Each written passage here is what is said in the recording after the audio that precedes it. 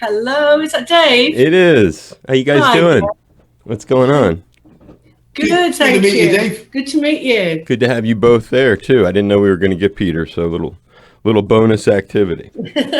Can you guys hear me okay? Yep, loud and clear. Okay, cool. That's fantastic. We can hear you. Awesome. So a big aloha and welcome. We've got the great Deborah Bonham and Peter Bullick and the Bonham Bullick Band, and great to have you guys on Off the Road with us. Aloha. Aloha. It's great to be with you. Great to have you guys. Actually, we were in the studio with you, actually. We wish we were in Honolulu. Yeah, well, Very cool. that's not a strange thing to wish, no question. Yeah.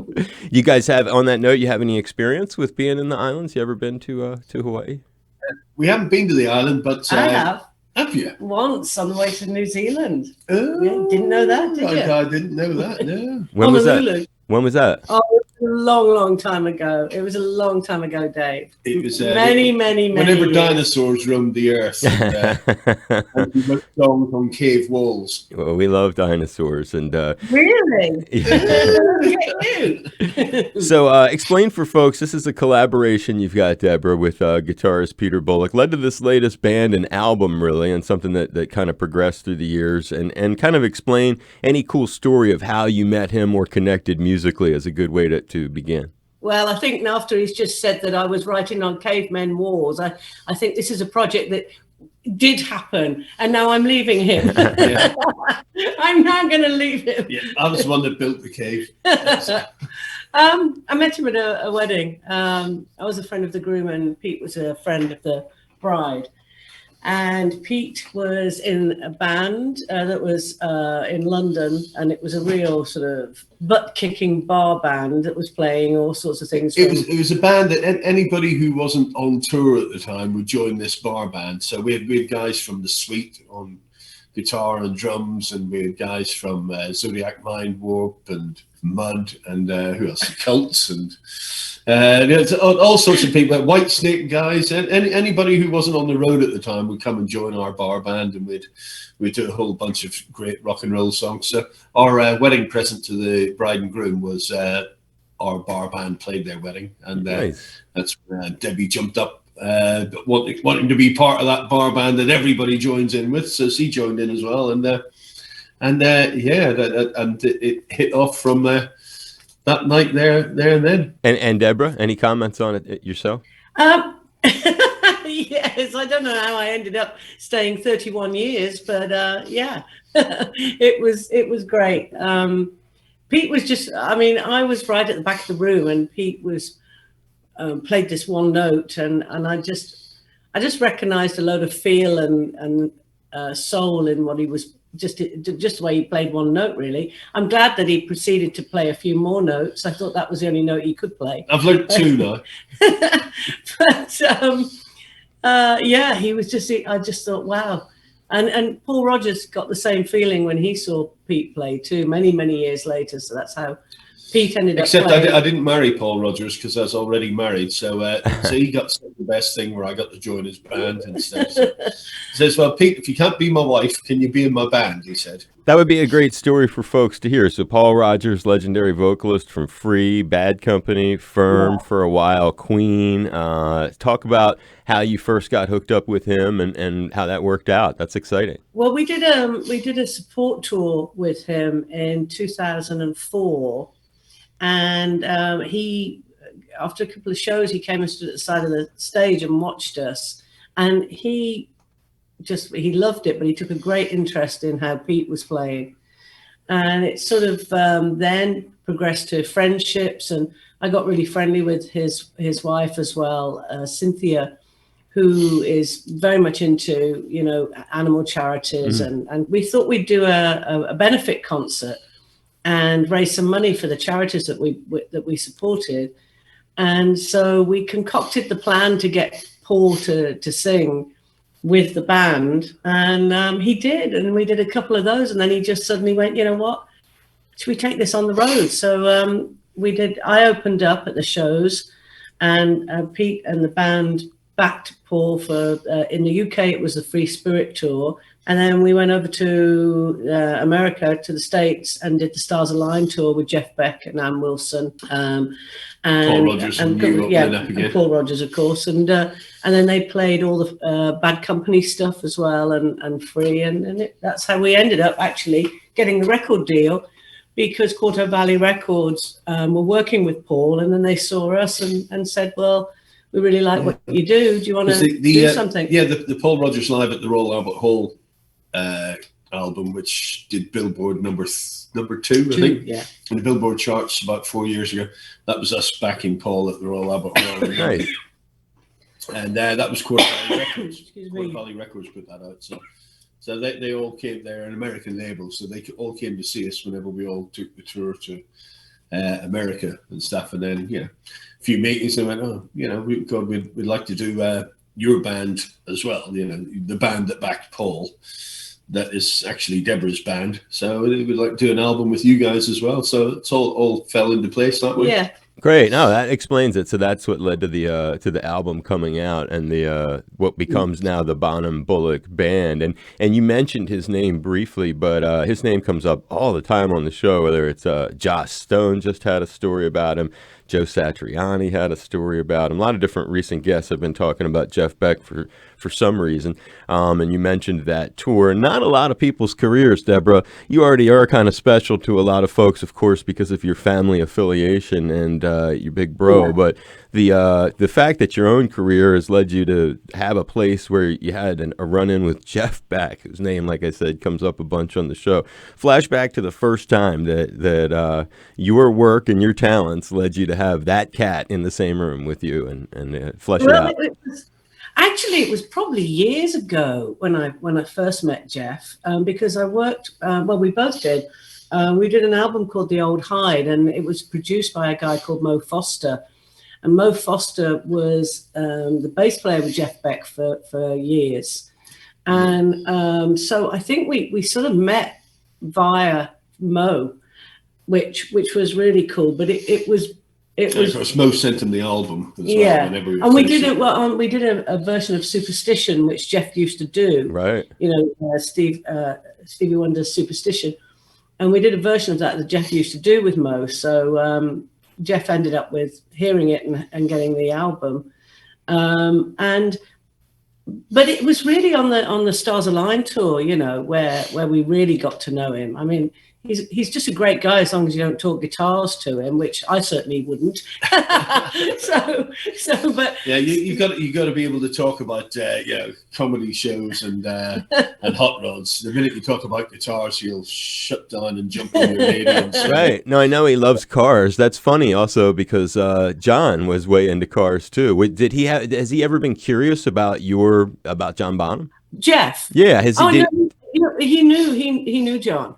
So, it was sort of not the unspoken word, but yeah, he just was always very, very lovely to me, Jeff Beck. Sure. Always. Yeah. The drummer, Vinny Carluti on that tour, who's one of the greatest. Yeah. So he was great. He would dine with us in Kent. He'd come and sit with me, and we brought him out. We just finished doing the John Bonham Memorial statue in bronze in John's hometown of Redditch, it's a project we did with Robert Plant and us. We oversaw it with Robert, and we all raised the money and oversaw it with a great sculpture with this sculptor Mark Richards. And so that was a great project, and that developed into being linked to Teenage Cancer Trust and raising money for kids with cancer and stuff. And it then progressed into T-shirts and merchandise and stuff. And all the money went to teenage cancer. So we had all these T-shirts. So when we went off on the American tour, we brought a whole load of John Bonham Memorial T-shirts for every playing in all the bands. And Vinny loved his. He wore it every day. Sure. They all did, didn't they? They all loved having for lots of pictures with his John. Yeah. So that was kind of a nice underlying theme of that American tour that we did. Everybody in every band. We had Hart. And Jeff Beck's group, Paul Rodgers' group, which was us, and Deborah Bonham, and everybody backstage, and it was hanging out. We're all wearing John Bonham Memorial. We had a funny one. Cancer Trust. We had a funny one because we were doing a sound check, And we finished our sound check, and it was time for Jeff Beck. But of course, he didn't. He wasn't going to turn up for the sound check, and his crew had become really, really friendly with us and Pete. Scully, his main guitar guy, absolutely loved Pete. So he said, "Pete, would you mind trying out Jeff's amp and guitar, just making sure that everything's sounding right? This is a massive amphitheater." He just had some repairs done, and Jeff wasn't coming to sound check that day, so I just finished sound checking Paul Rodgers, and about to walk off stage, and Jeff Beck's crew asked me, said, "Pete, could you come and sound check? Do us a favor, sound check Jeff Beck's gear, because we've just had it repaired, and we don't know if it's all working. So would you mind doing a few?" So I was like, "Wow, well, great." So there I am with Jeff Beck's white Stratocaster, all his amps, his whole setup, all let loose for me just to have a go. And I thought, well, if I'm sound checking Jeff Beck's gear here, I thought, surely I should play a Jeff Beck song. And I was thinking, I haven't played Jeff Beck songs since probably I was a teenager or in my 20s or something. So I was really wrecking my memory banks to try and remember. And I thought, I used to do Beck's Bolero. Yeah, and I worked that out. And then I thought, and the other thing I used to do was People Get Ready, Rod Stewart, Jeff Beck. There's a great guitar solo in that Jeff did. And as a kid, that was one of the things, that the melody and everything about that I loved, and I used to do it in my bedroom and stuff. So there I was, but probably, I don't know, a 25, 30-year gap since I'd really done it. So I was a bit rusty at it. So I'm in this empty auditorium, that holds 30,000 people or something. And it's probably 4 o'clock in the afternoon. I think all the Jeff Beck fans had already started queuing up outside. And out comes echoing through this stadium is me on Jeff Beck's gear, full volume, playing Beck's Bolero and People Get Ready, very rustily, very, very bad. Forgetting a few notes and fluffing a few notes. 30,000 people out there don't know that it's not Jeff Beck. Right. They're like, uh-oh. And I'm just wondering how many people turned around and went home. Well, That's luckily, but they must have been stood there going, "Really? Is that Jeff?" Jeff ain't quite what he used to be. He certainly was when he came on the nighttime, that's for sure. Did he ever sit in with you guys over the course of the tour? No, I went in. Or you sit in with him? No. I'd go in the dressing room and hang out for a little while, But he's a lovely, lovely guy. Yeah, the reason I had asked was, in some ways, it's kind of like you kind of said it, but it's interesting when you think of people as we grow up. This cat was around, like, you were very, very young, and you were, what were you, 6 when you were 14 years younger than him? John was 14 years older than me. 14 years older, yeah. So when I think of Jeff, they were much more peers, and so all these years later, it's kind of like when I had Jason in the studio like a decade and a half ago. One time they came, he was in Farner, and I'm a huge fan of your brother. I play drums a little bit, and he was always my absolute 100% favorite drummer. And so to have Jason in the studio is just kind of like, so the same kind of like vibe. You're like looking at him like, wow, this is, I remember watching the movie with my mom as a little boy, and he was a little boy. And so for a guy like Jeff, I just think it's interesting. He gets to kind of go, wow, whoever thought all these years later, I'd be sitting there on stage and there'd be, John Bonham's kid sister. It's a little bit of a. I think Paul Rodgers sort of thought the same thing. Sure. From years back, because John and Led Zeppelin signed Bad Company to their Swan Song record label, Swan Song. So, and we've had loads of conversations. But the same thing is for me, the first time that I got to sing with Paul Rodgers, when he brought me out on stage before Pete started playing with him, I was just on stage pinching myself thinking, I bet. Okay, I was playing Bad Company, when I was really little. And then as I got older, I got into Free. But I was playing Bad Company when they signed to Swan Song. And I'm on stage singing Can't Get Enough. Right. No, I hear you, man. With Paul. And it was so funny. I told Paul what happened when that was the first single that Bad Company were putting out with, it was the first single that they had and it got in the charts. And we had a program in the UK called Top of the Pops. Yeah. And you had to get, I mean, that was the only music program ever. So you had to get on Top of the Pops if you were going to, do Make anything. It. Yeah. And John got really excited because, this band that they were about to sign was on Top of the Pops. So, he called us all around and said, right, come on. So we all sat around and watched Top of the Pops, and when Bad Company came on, John was just ecstatic. And, so we were all sitting there watching it, and on comes Paul Rodgers, and it's all, and John's like, yeah, we're signing this band to Swan Song. Wow. Years later, I get to tell Paul this, and I'm saying to him, it was a real moment, and I think he just got so touched. Anyway, this was when we were opening up for them, and he suddenly said, he was just walking onto the stage. And he went, do you want to come and join me when we get to Can't Get Enough? And you walk out and I'll introduce you. I was like, really? Like, yeah, come on. So I had to walk out on the stage, for the second verse. I was like, oh my giddy aunt, I'm on stage with Paul Rodgers. And the thing was, she wasn't actually that nervous about singing it because but what she was nervous about was her walk. Oh yeah, it was the walk. Right. It was the walk out to do. Because she had a few minutes time to practice.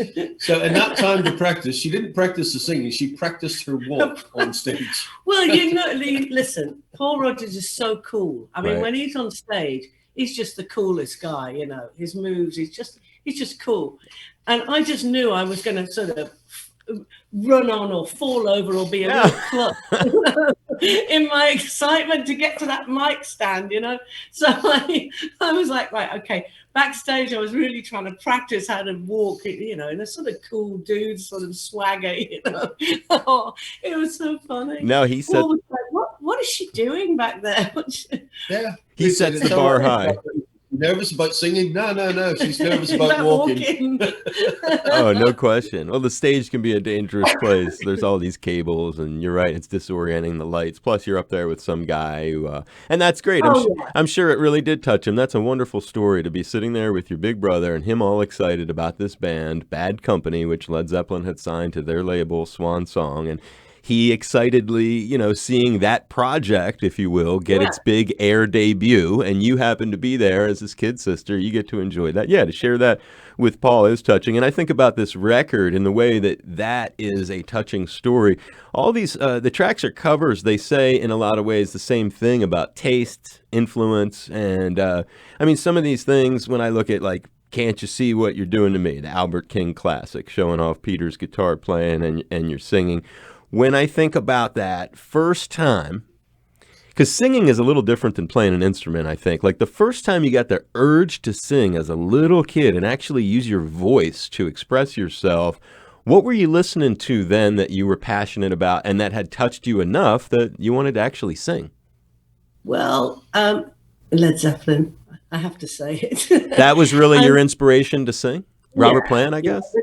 But just talking about Paul Rodgers again, when I was about 7, I bought a single, and it was My Brother Jake, and I used to play that all the time. But that was a free. That was free, yeah. And it was a single called My Brother Jake with Paul Rodgers, free, and I used to play that all the time. So I guess I was listening to, and I was listening to my brother's music as well, John, and I had another brother, Michael, who was 2 years younger than John. What was he listening to? They were listening to James Brown. They were listening to all the Motown stuff. They were listening to all the blues artists. They were listening like Lead Belly and things. They were listening to Hendrix. I mean, everything was happening. So I was growing up in this a crazy eclectic mix of amazing music, with my parents in the background playing all the big band stuff, and also, Mahalia Jackson and Etta James and, Sarah Vaughan and all of that. So, yeah, I sort of grew up just listening to all this stuff. So which of you was the Albert King more of a thing for? Was that you more, Peter, or you more, Deborah? I mean, or do you both kind of like when you're looking at... we both love Albert King. I mean, I think I just thought it would be great for Pete to really be able to get his teeth into something like that, and a soul to it. He just looked at me and he said, "Are you kidding me?" I probably was a bit more sort of reticent about doing it, because it's like, I don't know, Albert King's done it as best as it can be, really. Well, that's why we had to do it differently. And I did want to smoke a pipe when I played it, and they wouldn't let me smoke a pipe. I want to get the whole image there. He blamed me. He suit, a pipe, and a flying bee. He definitely blamed me for. He's like, "Why did you pick that?" And I said, "Well, I picked it. I'm going to do a Sam Cooke." Yeah. I was thinking the world didn't need another. The world didn't need anyone else to do Albert King's "Can't You See What You're Doing to Me?" So, but we went for it and managed to make it slightly different to Albert's, but and hopefully show plenty of respect to Albert. And that's the kind of thing about the whole record too. There's a lot of that, what you just described. There's a lot of stuff that is done in a sort of reverence, I guess. And flipping back to those influences, because you mentioned something that is it kind of went by quickly, but it's hugely illuminating, both because you talk about this classic music that has inspired you, that you've covered on the record. We think about the Albert King as just one example. You said when Michael and John, your two brothers, and they're influencing you with the music they're playing, and you said Motown, but you said something else real fast in there. You said James Brown, the Godfather, and really then thinking about you in this framework of what you were exposed to, and your brother is known as simply, he's a singular drummer. There's nobody who had a sound like him. The guy had a sense of rhythm, and like he was the funkiest rock drummer there ever was. And then you just said this interesting thing. You're this little girl and you're listening to them playing music. So are you kind of describing where John might have gotten this kind of groove? You're saying that like James Brown meant a lot to him? Well, absolutely. I mean, he loves Clive Stubberfield, and James's drummers. Clyde, right? Absolutely phenomenal. But it was James Brown as well who just had that rhythm. I mean, he was the guy that was turning music on its head. No doubt. That in that era, to get to this funk, to this sort of, these beats he was doing were just crazy that he was getting his drummers to do. And I think going back for John, Mom and Dad would always be playing Benny Goodman, and Benny Goodman had a drummer called Gene Krupa. Yeah, of course. And John absolutely loved Gene Krupa. Okay. I mean, he probably loved Gene Krupa. So if you listen to Gene Krupa, there's a lot of that jazz stuff going on, and some of those beats, and then you listen to James Brown and you take a bit of that funk with it. Right. Then you'll be somewhere around where John was heading, with this, very much that type of, he loved the Detroit music, the Memphis music. He loved all of that. So, yeah. So it had a lot to do with your taste, though, too, when you think about the record. And you fleshed out somehow your mom and dad also sort of influenced you. But getting into the singing thing, so you named two guys who were really your main influences on the vocals.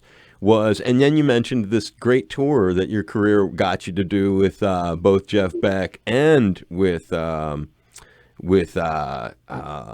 Rodgers. But on that same tour, you mentioned Ann Wilson from Heart. So again, thinking about females, maybe that's not one of them. She was just on the show. Oh, she was. Yeah. When I was a teenager, I mean, for me, vocally, I would go back to Dusty Springfield and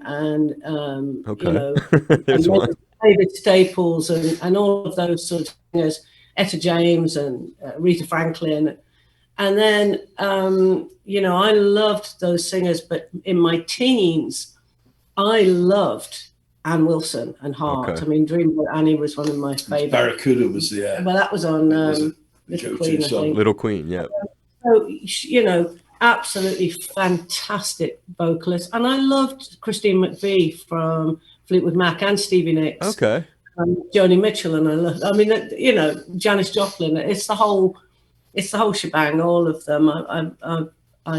I love all of those singers. What was your So first concert that you remember being at? Led Zeppelin. Really? Yeah, when I was about sort of 7, I think. You can remember the exact first one? Oh yeah. It was in Birmingham Odeon. Birmingham is in the centre of the UK, and it was probably after probably they hadn't quite released Led Zeppelin 2, I don't think, or had they? It was around about that time, and the Mellotron broke down. So I remember it really well because the Mellotron broke down. But there was about 2,000 people there, and there was a balcony, and the people were hanging over the edge, just freaking out, sort of enjoying this music. And of course, I'm looking up and I'm thinking, wow. And then when they came on, it was like, wow, it was incredible. So yeah, it was a pivotal moment in my life. Was there a first female artist you saw live that moved you? Did you ever see Aretha, for example? Yeah. Pardon? Did you ever see Aretha Franklin? No, I didn't. Oh, and I would have loved to have seen Aretha, but I think my go-to female vocalist that I first saw was Maggie Bell. Oh, okay. And Maggie Bell was in the Stone of Crows in the UK. Yeah, I know who Maggie Bell is. She signed to Swan Song, and so I absolutely adored Maggie Bell. And you mentioned Birmingham. Great thing also relating to your family, and also one of these kind of more obscure details not everybody knows, and it may not have even factored into your life, but it may. Birmingham, home to Black Sabbath, and Tony Iommi, their guitar player, I understand, was close to your brother. In fact, he was your brother was his best man at his wedding in the 70s. You remember any of that, or any kind of connection to Sabbath that people might find interesting? Oh yeah, Peter Butler was a friend of mine. When I got a bit older, it was after John had died actually, but I used to meet up with Geezer quite a lot because he was just in the couple of villages away. So we used to go to a little pub, and absolute beautiful man. And Bill Ward, it was just, they were great guys. But I remember Ozzy. I remember Ozzy coming up to the farm, when John was alive. So they all used to hang out, but Ozzy used to come up. Used to get a bit mental, I just remember them tear-arsing through the fields on these quad bikes, and I don't know. I think I was on my horse, and I was on my pony, thinking, "Oh, good grief, what's going on over there?" And you could just see them tanking through, and there was Ozzy and John having a race. Wow. So Ozzy was cool. Ozzy was. I had always heard it was like Iommi that was the one closest to him, but you remember Ozzy being there? Yeah. Well, no, I think they were all pretty. I mean, they came up on the same. In the same area and playing all the same clubs, and they were all pretty close. But yeah, Tony Iommi definitely. What a great memory, though. You've got so many cool memories. Yeah, well, I only remember seeing Ozzy that one time, but I know John used to hang out with them. But Geezer Butler became a personal friend. Sure, no. And he was a very, very lovely man. Is a lovely man. And other songs on the record that you think represent like a very important sort of either a connection to an artist that made a big impact on you, or a connection to being able to perform that song really well. Sometimes I know artists get a song, and sometimes a producer or manager, sometimes a producer plays that role, or an arranger says, "You're going to be really good at this tune," So when you think of the record and putting this thing together, anything on that you can zoom in on as far as this new thing? And I think, because I produced it, so I think I sort of knew, looking at you guys, didn't I, that because we've played together for so long, I sort of knew what they would excel on and where it was, what would work and how it would work live. Do you think that? Yeah, because it was they weren't necessarily like a bunch of our favorite songs. They were a bunch. We went maybe a little bit. They are. I mean, they're our favorite artists. They went a bit obscure rather than. They were deeper ones, you're saying. Yeah. We didn't just go and pick, right, we're going to do a bunch of our favorite songs. That's as simple as that. It wasn't as simple as that. It was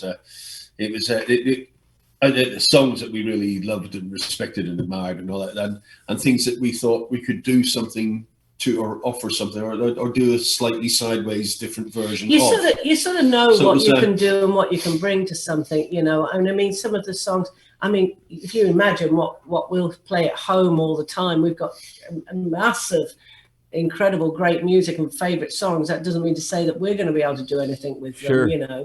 The other thing is, if we were just doing favorite songs, they're probably songs that are too popular that maybe too many people have done before. Well, you've already done your favourite songs, being on tour with Paul Rodgers and doing your recorded album. You did all your favourite songs. You did All Right Now and Mr. Big and everything else.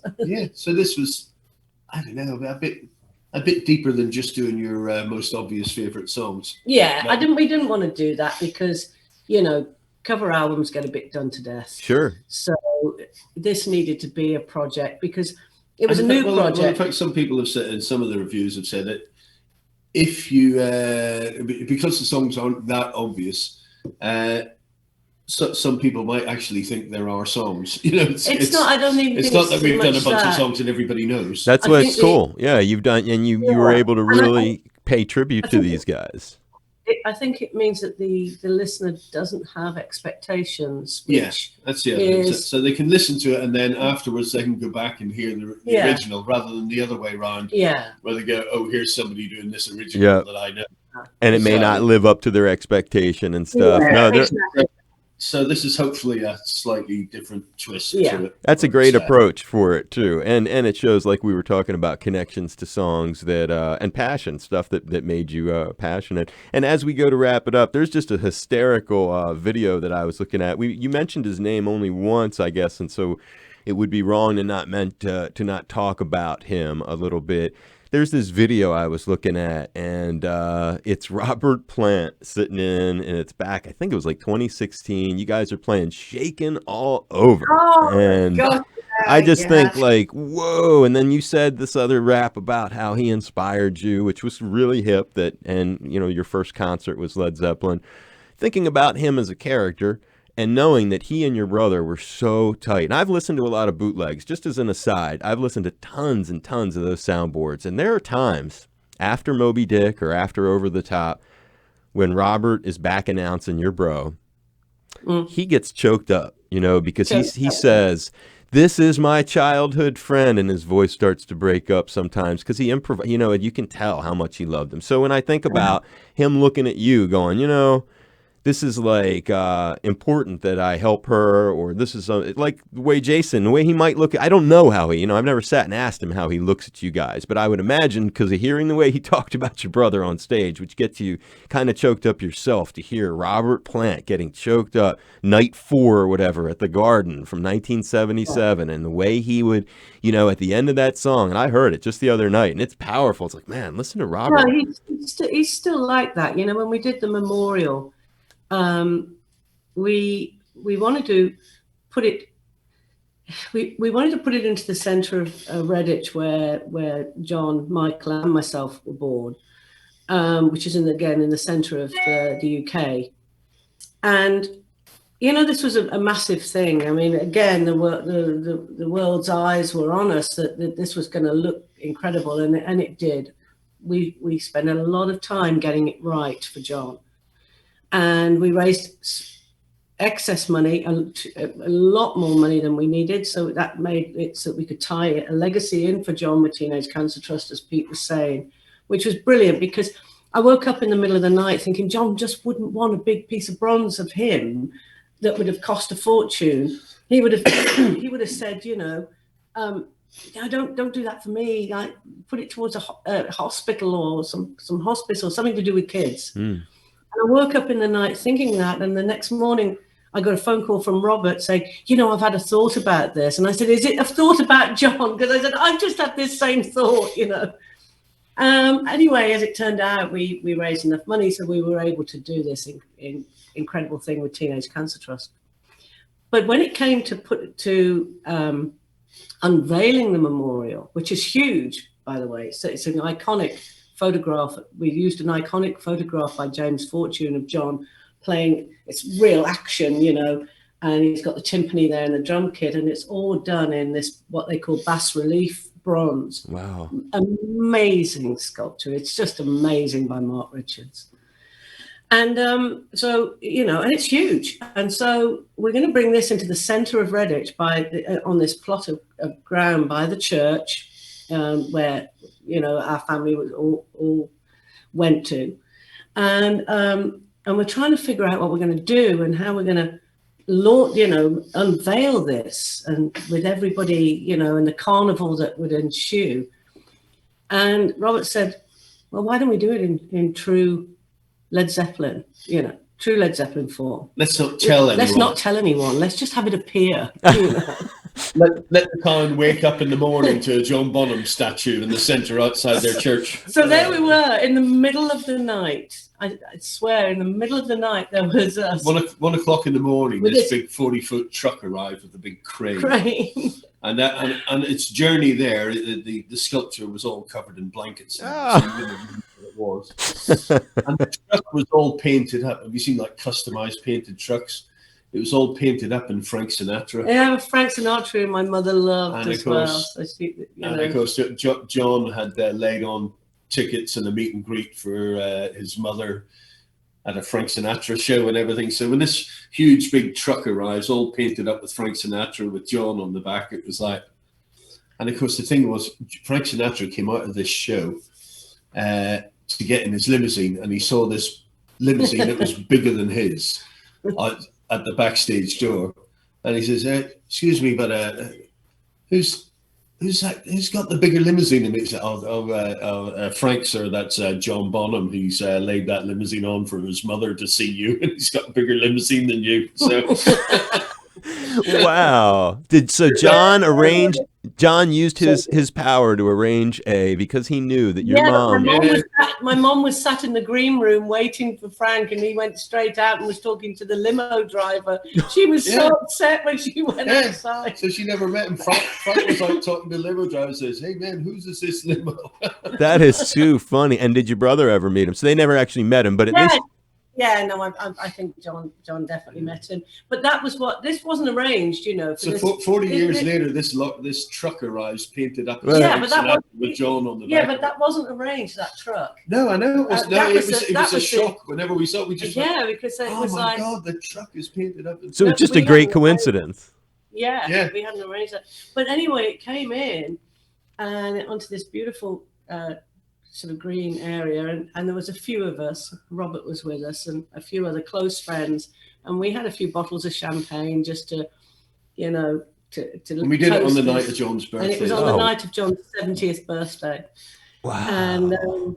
And so it's 1 o'clock in the morning. It's now John's birthday. Robert's organised these big signs to go up: happy birthday, John, happy 70th, John. And there's nobody in the town. It's just us. And then the blankets come off the memorial. Of course, we absolutely bawled. You know, we really did. The tears were streaming down our faces. It was just an amazing, amazing moment. Wow. And we toasted a glass to him and we sang happy birthday. And we retired to some hostelry somewhere where we managed to knock them up and say, "Can we come in?" And the guy was great. So we had arranged in true John Bonham style for a pub to stay open late. But was sworn to secrecy. Yeah. So we went in there, and then the next morning, people were in the town and going, "Oh my goodness!" Because there it was, and it had big signs and balloons and everything. And then we stayed in a little hotel, and we went down the next day, and it was just to observe all the town folk, all the town folk going, "Oh, I remember that lad when he was at school." And I've got to say, there was like a market day there as well. There was a guy selling meat. Now this would have been absolutely true, John. This would, and he had a microphone. But just before you sell that, you have to say the setting. There's a lovely guy sitting on it because it's got sort of like the Giant's Causeway, which is part of the House of the Holy. Giant's Causeway was a rock formation off the north coast of Ireland, and it's a volcanic rock formation that came out hexagonal rock stones, and it's on the Houses of the Holy Album. Oh yeah, that you know? Okay.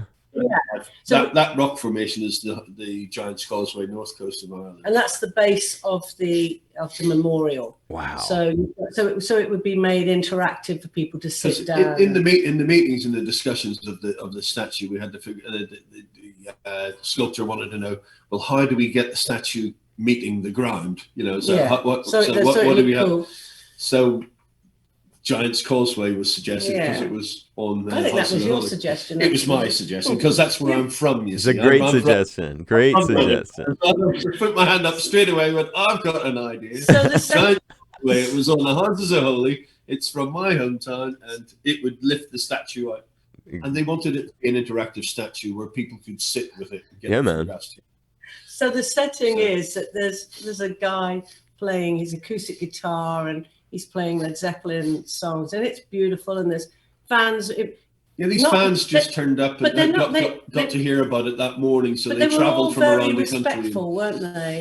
And there was a lot of town folk as well, and everybody just taking this in. And there's lots of lovely stories going on about John. And then, and it's just I could almost hear John laughing his head off at it. Then it was a market day, and this meat van pulled up right by the side, and it's like a trailer. He was about 60 feet away. But he'd be there all day. But it's like a trailer that opens up, and there's a guy. It's almost theatre. They have a microphone, and they sell cuts of meat. No. Tray leg chops, pork chops. Come on. And then he said about the statues. Just, oh, come on, what? Oh, look at it. What's this then? A John Bonham statue. Oh, Ozzy won't be happy when he sees this. But it was in a real black country accent, It was so funny. Get your steak here. Oh, Ozzy will be upset when he sees the size of this. Oh, honestly. And it was just so fitting, because John was an unassuming chap, John totally loved the humour of the Midlands, So they have this big statue, and then this guy just said, "Oh, Ozzy will be upset when he sees the size of this." The timing was incredible. That's a great story, a great one to end on too. You guys have been so generous. Yeah, you can't top something like that. Still very much there for Robert. Yes, of course. I don't think there's a day goes by he doesn't miss John. No, I can tell. And I could see him. I'll embed that video in your post so that folks can see him singing with you, the Shaking All Over that I talked about. Oh, good grief. Well, you know what? That wasn't my finest moment. The guys knew it. I didn't know he was going to do it, you see. He just turned up. What happened when he suggested that? It was kind of handy for me because I used to go and see a band in Ireland called Horselips. I know them, yeah. In the 70s, and Horselips used to finish with Shaking All Over. And whoopee for you! I never saw anybody doing it. And there was a guy from Johnny Kidd and the Parrots used to come and jam with us in the 90s in London and all that. So we'd done it a few times. And as a guitarist, it's one of those standard rock and roll things that if you like rock and roll, you'll love you'll know a bunch of Chuck Berry stuff, you'll know a bunch of Eddie Cochran, you'll know a bunch of Johnny Kidd and the Parrots. So when Robert sort of threw that in, what about Shaking All Over? We all just looked at each other and went, yeah, all right. Yeah, but nobody looked at me. I didn't know my blessed elbow bone from my knee bone and my thigh bone. I got them all muddled up. And Robert looking at me going, "You sing this bit?" I'm like, "I don't know which bone it is."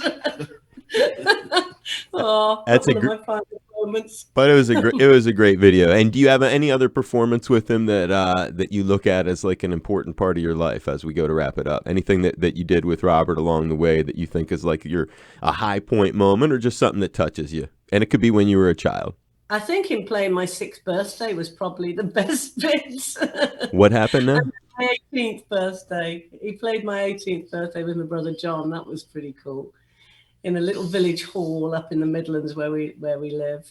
That was great because that was in the February and then John passed away in the September, which was awful. But that was a great night. Wow, your 18th birthday, February at 1980, and then you said he played your 6th birthday too. Robert did. Yeah, there was a bit of a gap. I think he was busy. You got a great sense of humor and great music on Bonham Bullock. You can hear a lot of their passions on that, the kind of stuff we've been talking about with Peter Bullick and Deborah Bonham. And fingers crossed that you cats can bring this enterprise to Hawaii, and that we can all stay healthy and safe, and the world can remain peaceful enough that we can do that. And well, a couple of Hawaii residents have played on our records and stuff. So like Mick Fleetwood played drums on one of our albums. right. Dave Murray from Iron Maiden, he lives out there in Hawaii. I didn't know that. Our bass player Ian Rowley, his wife Kelly, is from Hawaii. She's from Oahu. Oahu. Yeah, that's where Honolulu is. So we'll be stoked if you guys can make it out here, and I'll put a few connections to Hawaii. Yeah, it's time we were there. That's for sure. I'll put a bug in the ear of the folks at the Blue Note. Maybe that'd be a good one in Honolulu. Oh, please do. Yeah. Please do, Dave. You'd fit in great there. You'd fit in really good. I'd love to do it in honor of your bro, and you know, I feel it every time I listen to those boots. I can't believe when I hear your brother the way I never, because you know, unless you get those bootlegs, you would never know this stuff. The only way you could find out that stuff.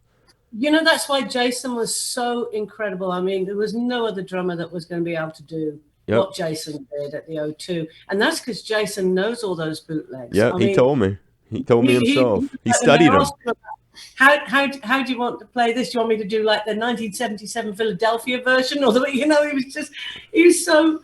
Yeah. Jason knows all of it. Guys would say, we're going to do this song, and he'd say, well, do you want Earl's Court version, or do you want 77? Well, he's right. I mean, the guy put so many, just like Jimmy, I mean, and your brother, they all were very improvisational in a way that no band, only like the Grateful Dead. They were like the heavy metal Grateful Dead in so many ways. And I'm really grateful for the time. I'm rooting on it. It'd be wonderful to have you guys out. Maybe we'll even be able to get you in the studio. We got to keep our fingers crossed. The world can get through all the stuff. Blue Note and we'll come over. Yeah, we'll do a 3 or 4 week residency. That'd be awesome. Aloha is Deborah Bonham. Yes, that Bonham. And it was an absolute thrill to be off the road. I was here with my friend Dave Lawrence. It's member-supported Hawaii Public Radio, and we need your help.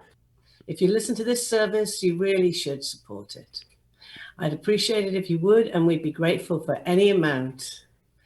Here's how, and a big mahalo for joining our ohana. You're awesome. High fives. You did it. It was good. It was very good. Ohana or ohana? Ohana. You said it right. I got it. Okay. You got it. And you did the other one, and you did the mahalo right the first. I got them both.